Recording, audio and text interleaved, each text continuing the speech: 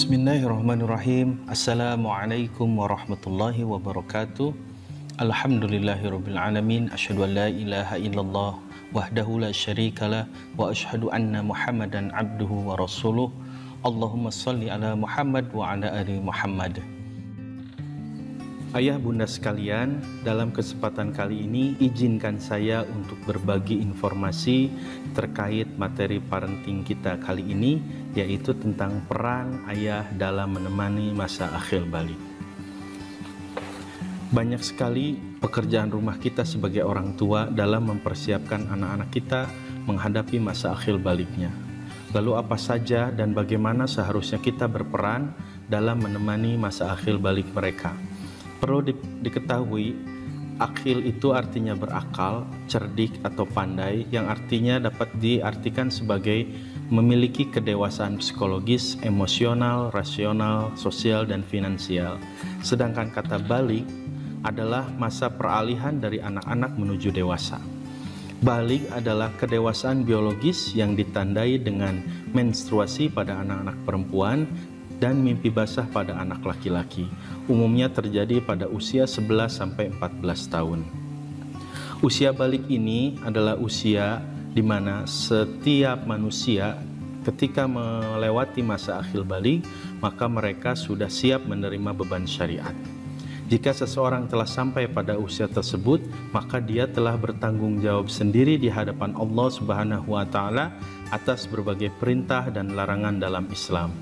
Tentunya hal ini menjadi catatan khusus bagi kita para orang tua, khususnya ayah yang menjadi seorang pemimpin dalam keluarga untuk menyiapkan putra-putri kita menghadapi masa akhir balik mereka. Ayah bunda sekalian, ada yang menarik dalam usia akhir balik ini, yaitu di mana ketika anak sudah mencapai masa usia akhir balik, maka sholat dan puasa telah wajib baginya. Konsep Islam menambahkan selain kewajiban syariat tersebut juga kewajiban dunia. Hal ini bermakna bahwa anak kita jika sudah melewati masa akhir balik, maka mereka sudah mendapatkan tabungan amal serta tabungan dosa yang akan mereka pertanggungjawabkan sendiri di hadapan Allah Subhanahu wa Ta'ala. Peran ayah dalam keluarga adalah seorang pemimpin, seperti difirmankan oleh Allah Subhanahu wa Ta'ala dalam Quran surat An-Nisa ayat 34, yang artinya kaum laki-laki itu adalah pemimpin bagi kaum wanita, oleh karena Allah telah melebihkan sebagian mereka laki-laki atas sebagian yang lain wanita. Dari ayat di atas jelaslah laki-laki memiliki kelebihan dibandingkan perempuan karena mereka akan dituntut menjadi seorang pemimpin, baik untuk dirinya sendiri maupun untuk keluarga. Hadis yang lain, Rasulullah bersabda, "Setiap kalian adalah pemimpin dan setiap kalian akan dimintai pertanggungjawabannya. Seorang imam adalah pemimpin dan akan dimintai pertanggungjawabannya.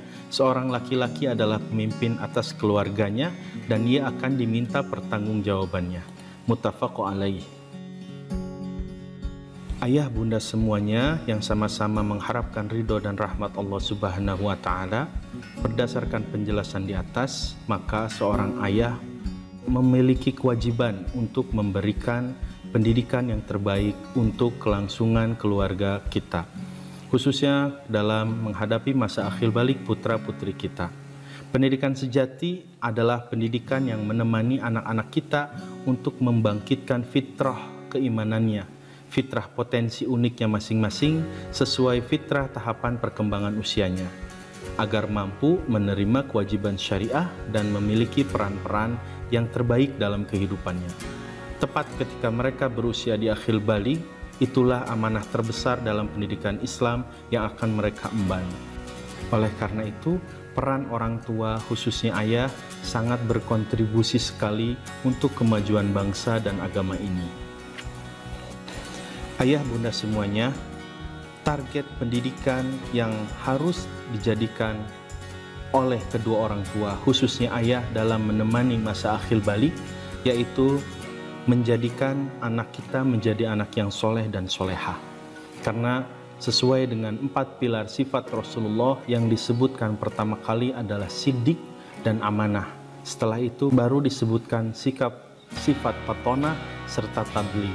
Di sini jelas bahwa sifat sidik dan amanah merupakan karakter kuat bagaimana menyiapkan kejujuran dan dapat dipercaya menjadi dasar utama sebelum mendapatkan kecerdasan. Karena banyak sekali orang-orang yang cerdas tapi tidak soleh, mereka menyalahgunakan kecerdasannya untuk mendapatkan kepentingan-kepentingan pribadi. Dia cerdas dalam mengolah keuangan, jika dia tidak soleh maka dia akan menjadi seorang koruptor. Ini semua tak lain karena sifat kesolehan tidak ada dalam dirinya, sifat takut kepada Allah tidak ada dalam dirinya. Yang dia takutkan hanya takut miskin, takut jatuh di dunia, dan dia tidak takut kepada Allah. Untuk itu yang harus kita siapkan adalah pribadi-pribadi yang takut kepada Allah serta senantiasa beribadah dan hidup hanya untuk Allah Subhanahu wa Ta'ala. Target pendidikan untuk menjadikan anak soleh diantaranya, yang pertama, membiasakan putra-putri kita untuk sholat di awal waktu. Yang kedua, selain sholat di awal waktu, yaitu anak-anak kita diajarkan untuk selalu berempati kepada sesama manusia agar memiliki kepekaan sosial sehingga dia mampu menjadi pribadi yang bertanggung jawab dan juga pribadi sosial yang bermanfaat untuk manusia lainnya. Ayah bunda sekalian, peran ayah dalam menemani masa akhir balik putra-putri ayah bunda sekalian dapat dirinci dengan langkah-langkah berikut ini. Yang pertama, ayah harus menjadi seorang figur yang konsisten dalam melakukan kebaikan di rumahnya maupun di tempat kerjanya. Dari mulai sholat di awal waktu, puasa, zakat, dan lain-lain, sehingga bisa menjadi sebuah potret figur yang dapat dicontoh oleh anak-anaknya. Sehingga anak di rumah dapat menjadikan orang tua, khususnya ayah, menjadi figur yang cocok untuk dicontoh dalam kehidupannya sehari-hari. Langkah yang kedua, seorang ayah haruslah mendidik anak dengan serius, dengan penuh waktu dan bukan sisa waktu.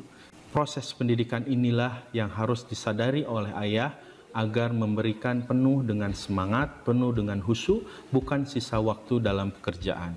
Karena anak akan merasa dirinya berharga di hadapan orang tuanya. Langkah yang ketiga, seorang ayah haruslah menjadi pemimpin yang bisa mengendalikan dan menegakkan aturan di rumah. Cara yang bisa diambil untuk menegakkan aturan di rumah yaitu dengan menyepakati aturan di rumah beserta konsekuensinya.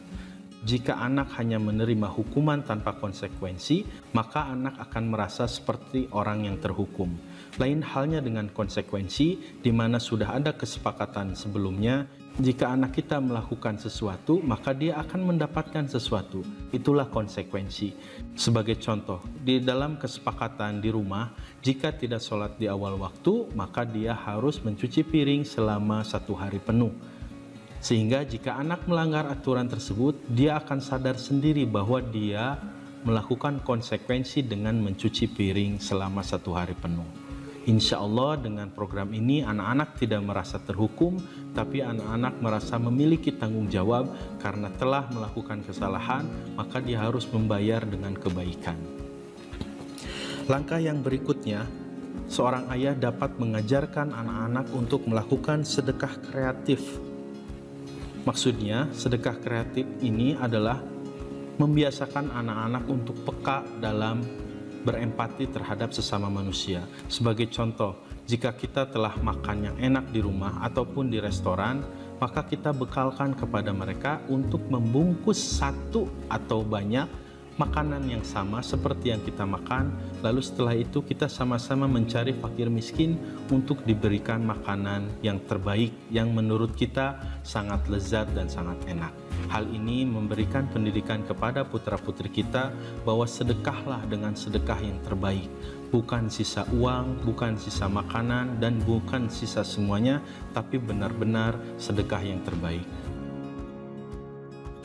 Langkah berikutnya, seorang ayah selalu mendoakan di setiap waktu dengan serius, tidak main-main, tapi benar-benar menyempatkan waktu untuk berdoa khusus kepada Allah agar menjadikan anak kita anak yang soleh dan soleha.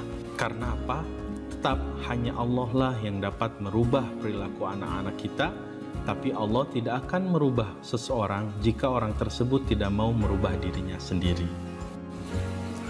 Ayah bunda semuanya, menyayangi anak yang hakiki yaitu menyiapkan anak calon ahli surga. Dalam surat At-Tahrim ayat 6, Allah berfirman, "Hai orang-orang yang beriman, peliharalah dirimu dan keluargamu dari api neraka yang bahan bakarnya adalah manusia dan batu. Penjaganya malaikat-malaikat yang kasar, keras, dan tidak mendurhakai Allah terhadap apa yang diperintahkannya kepada mereka dan selalu mengerjakan apa yang diperintahkan." Surat At-Tahrim ayat 6. Dalam surat ini Allah jelas menegaskan bahwa sebagai seorang pemimpin dalam rumah tangga, maka seorang ayah akan memelihara dirinya dan keluarganya agar tidak menjadi bahan bakar api neraka. Menjadi suatu kewajiban kepada orang tua, khususnya ayah, untuk selalu membekali keluarga kita agar tidak masuk ke dalam neraka. Ayah bunda semuanya yang sama-sama mengharapkan ridha Allah Subhanahu wa taala, demikianlah materi parenting kita kali ini. Mudah-mudahan bermanfaat untuk kita semua, khususnya untuk saya pribadi dan umumnya untuk ayah bunda sekalian. Yang paling penting adalah kita selaku orang tua membekali anak-anak kita dengan aplikasi praktis yang bisa mereka gunakan saat bergaul di lingkungan mereka. Karena kita tidak pernah tahu apa yang akan mereka lakukan. Kita hanya bisa membekali mereka kapan mereka harus berhenti dan kapan mereka harus menancap gas. Maksudnya, jika ada pergaulan yang tidak baik, kita bisa memastikan anak kita tidak akan terjerumus, dan jika ada pergaulan yang sangat baik, maka kita bisa memastikan anak kita akan ikut dalam kebaikan tersebut. Itulah mungkin tugas kita sebagai orang tua yang pada akhirnya mengharapkan semuanya kepada Allah, bertawakal kepada Allah, menyerahkan sepenuhnya kepada Allah setelah kita berikhtiar untuk membentuk anak-anak pribadi yang soleh. Hanya Allah lah yang dapat melindungi mereka ketika mereka tidak dalam pengawasan kita. Mudah-mudahan bermanfaat. Mohon maaf jika ada kesalahan, karena kesalahan murni dari kebodohan saya, dan juga kesempurnaan itu hanya milik Allah. Rabbana atina fid dunya hasanah wa fil akhirati hasanah wa qina azabannar. Subhana rabbika rabbil izzati amma yasifun, wassalamun alal mursalin, walhamdulillahi rabbil alamin. Billahi taufiq wal hidayah. Wassalamu alaikum warahmatullahi wabarakatuh.